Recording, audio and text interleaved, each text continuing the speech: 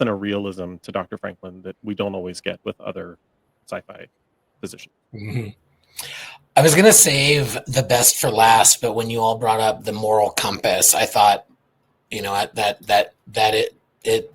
Susan Ivanova, right?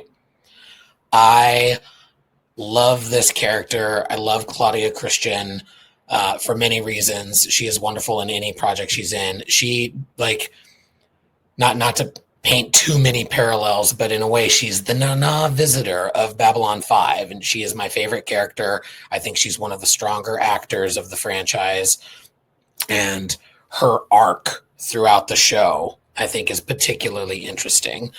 I just love her. The season 1, the Russianness was written a little aggressively, and the softening of that, so to speak, I think works to not only the character, or not only I was going to say not only the actress's favor, but also it does the character some good. It's like some of the dialogue was a little jarring at times in the first season, but she's still delightful, and like you could tell, like the commander truly respects her. She's not just there to be hot. She's not ticking the pretty box. She's a badass, and you don't want to fuck with her. But she does tick the pretty box. Mm-hmm. She does. I'm obsessed with her hair, and I'm gonna. There's a piece in there. I'm gonna have to write it at some point when I finish this, because there's a story with her hair and how she wears it and all of the things. But she is very pretty, but she's very much kind of the other end of the doctor. Like, she's a soldier, right? And she owns that shit. Like, I am in charge. I got skills. I can fly. I can, I'm in charge of the CNC. Don't fuck with me. I don't suffer your foolishness. I have a job to do, and I take it very seriously, which I think I really, really love.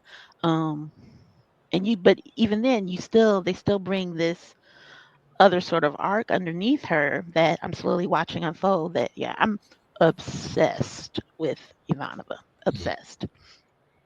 That Ivanova is the breakout character of the series, and I think it's because this character is so compelling, and I think Claudia Christian is such a phenomenal actress and really like understood the character. But I think she plays so many things kind of simultaneously.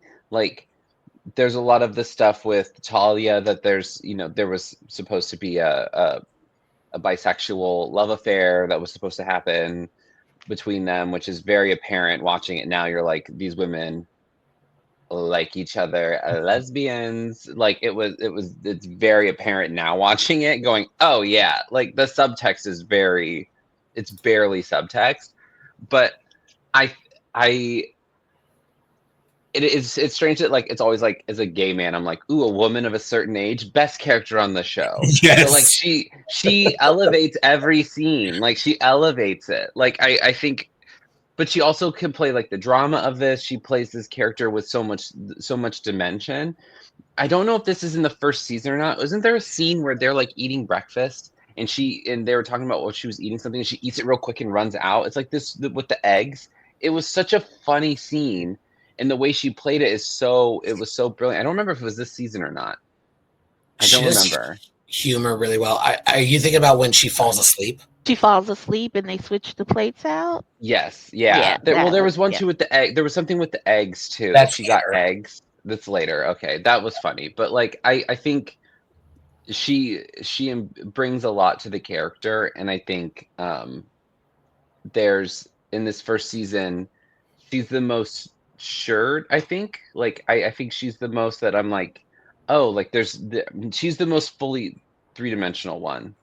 Like she, out of all the characters, I think like her and Jakar are the ones that are the most like, I get who they are kind of immediately.